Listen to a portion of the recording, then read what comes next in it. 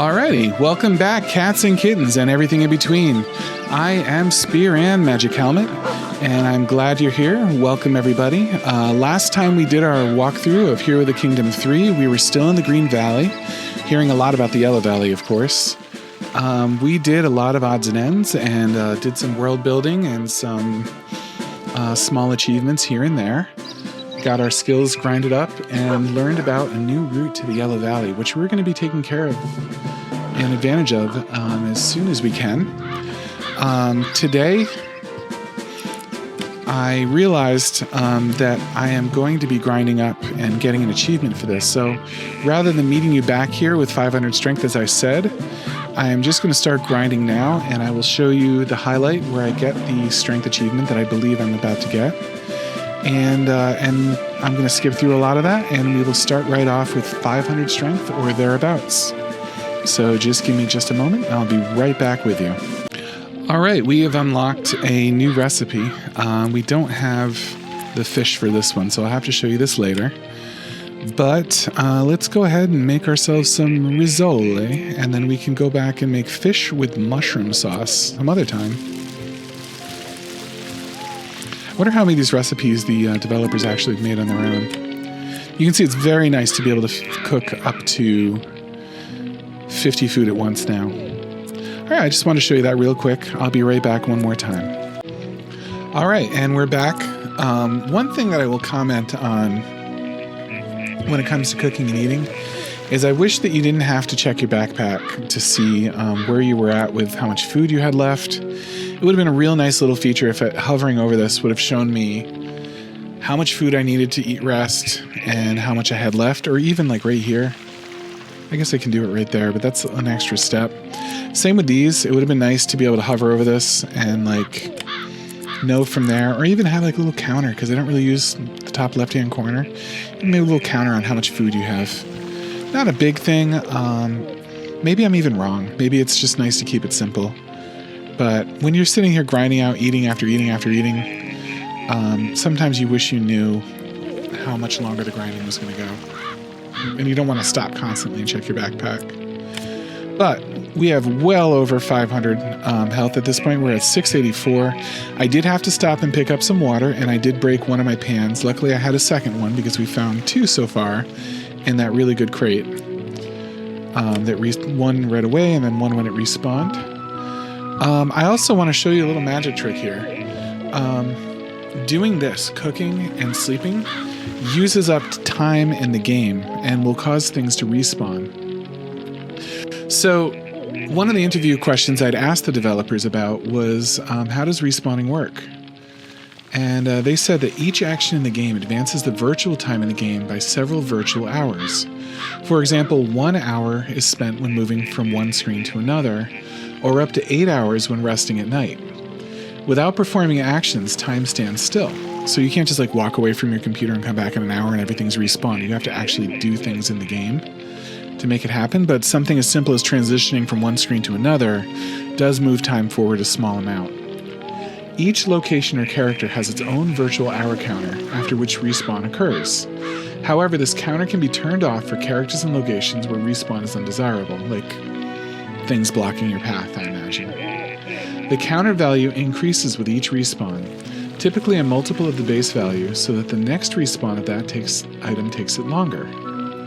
This is as if resources are gradually being depleted, and the player is forced to look for another, less depleted location.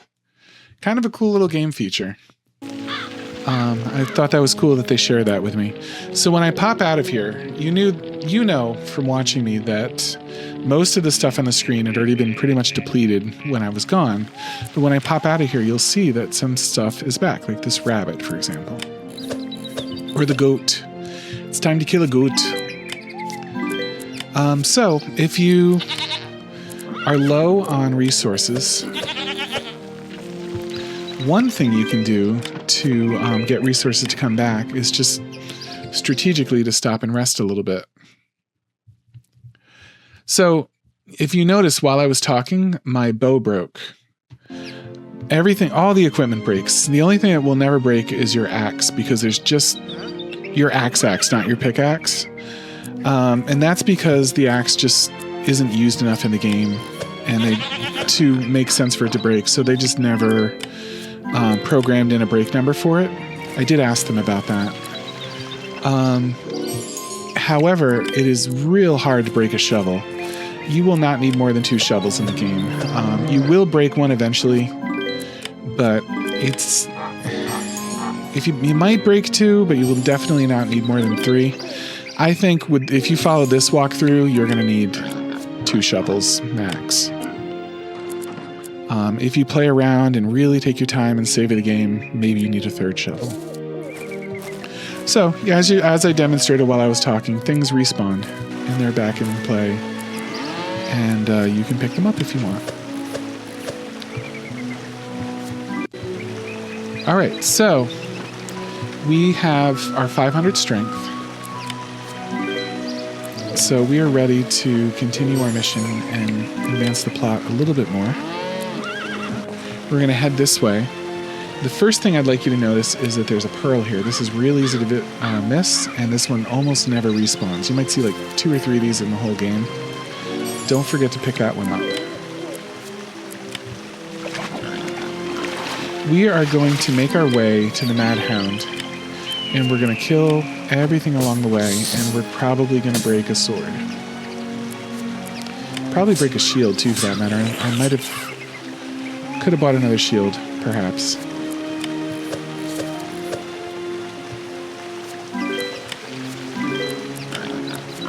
Pick up some frogs.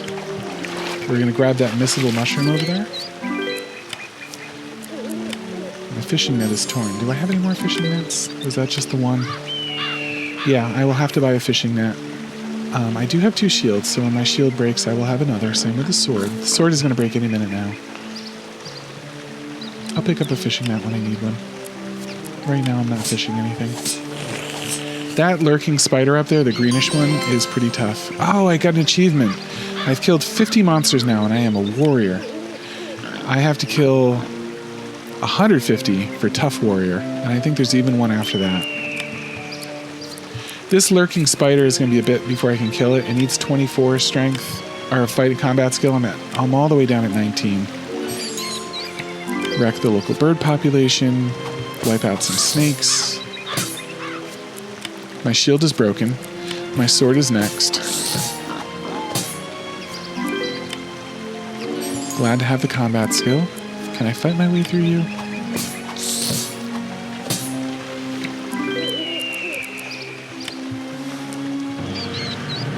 And we have a cutscene.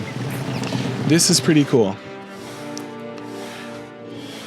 The story opens on a princess walking through the Forbidden Valley. It's getting dark. I have to hurry back to the castle. Father must not find out that I went to the Forbidden Valley. Oh, what is that? Such beautiful stones. I will take them with me. The ground shook again. This time, however, something else happened. Something much stranger. I had a vision, a living dream. I saw a beautiful maiden walking through the Forbidden Valley. I had heard about the Forbidden Valley from Uncle Brent. It's said to be a dangerous wasteland without life. So let's talk about that for a minute. This game is made after a movie. And the movie is called something I can't pronounce, and I will put it on the screen for you to read. It's a fairy tale, popular fairy tale, and the Slavic-German co-production. It was made in 1982, inspired by a folktale from their area about a lazy prince who becomes a heroic knight and saves a princess from a mythical evil creature. Their game was inspired by some parts of the story of the cinematic adaptation of this fairy tale. First and foremost is the main antagonist, Earthquaker the Majestic, a monstrous king of the underground personified as a living mountain. This mythical evil is awakened by human greed and vanity. A typical disgusting feature of this character are his large eyes, which shine directly from the rock wall. We were also inspired by the princess, her attitude towards precious stones, and the circumstances that led to the awakening of Earthquaker and the subsequent imprisonment of the princess. However, the rest of the story differs. The main hero is not a lazy prince, but a simple villager. The hero's journey to free the princess is completely different and adapted to the needs of a computer game. The translation of the name that I can't pronounce into English is Good for Nothing, the Bravest Knight. It looks a lot like that, the artwork style and everything, and you can definitely see the inspiration.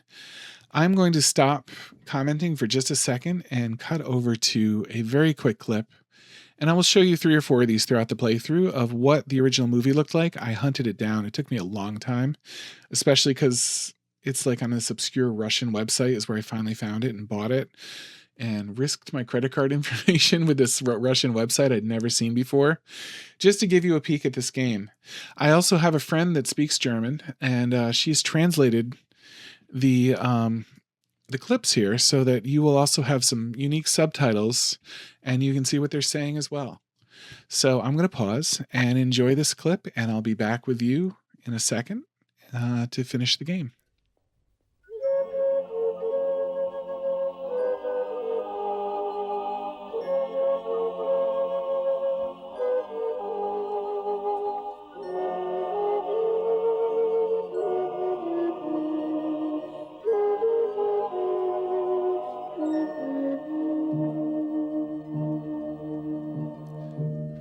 All right, so we're back. I will be showing you another one of those clips fairly soon. But in the meantime, we are able to hunt our very first fox, and that is exciting. As soon as I finish this little mini quest, I am going to go back and kill as many foxes as I can find and grind up my money.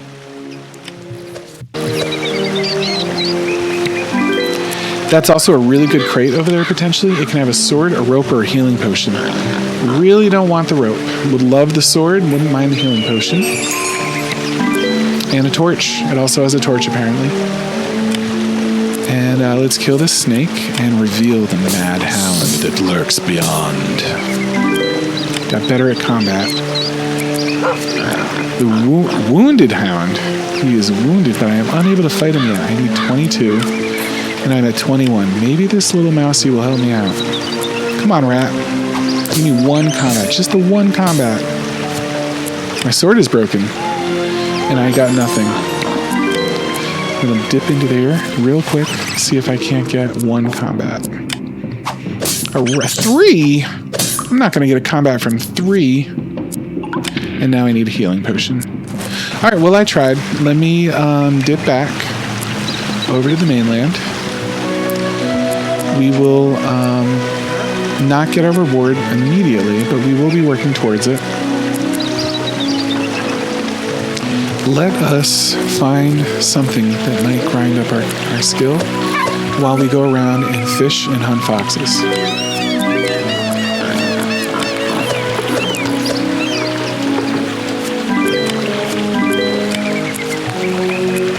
I need a fishing net. I need all sorts of stuff, and my 31 gold is just not going to get me there, is it? This is why I'm really glad about having foxes. These foxes are absolutely going to help me. I'm also lucking out with a pearl. The pearl came back.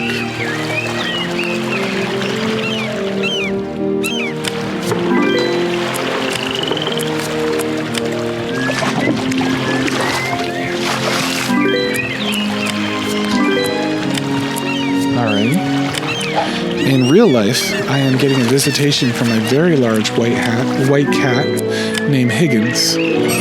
He is a purebred Russian white. Oh, I got an achievement. Diver for 6 pearls. There's a second pearl achievement I need to get for 24. I will pick that up organically along the way. I will have to try a little bit for it, but it's mostly going to come along the way.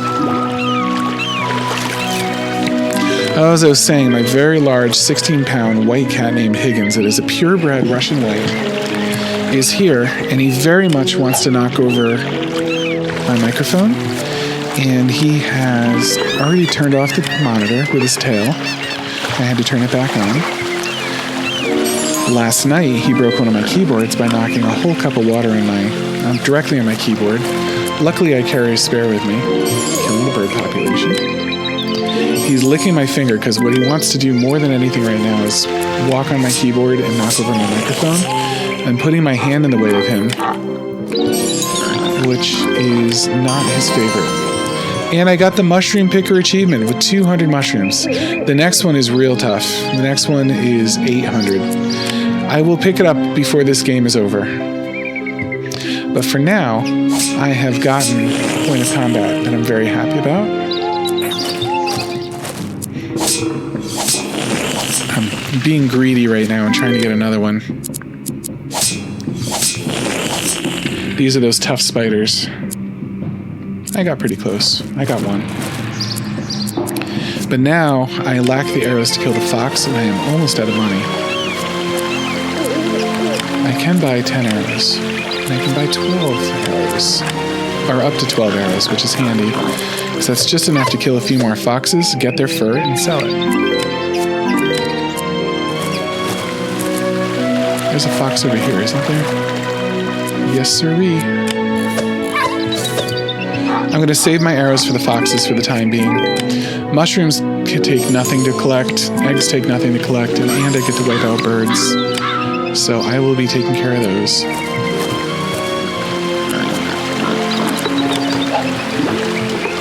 And after I kill a few more foxes, I'm going to pause this video and meet you in the next one. Probably kick Higgins out of the room, because he is absolutely waiting like a vulture for a sign of weakness right now to dive in and knock everything over and ruin my day. And as always, I hope you've enjoyed this video. I'm wonderful to have you along with me. I would love to have earned your like on the video if you feel I've earned it. I would love to hear your thoughts and comments, or just say hi if you want. I would love to hear you just say hi even. If you are enjoying the series, subscribing would be fantastic. I'd love to share more of it with you and have you along this journey that I have put so much into. Otherwise, thank you very much. And I hope you have a wonderful day. We will continue with the next video. You take care.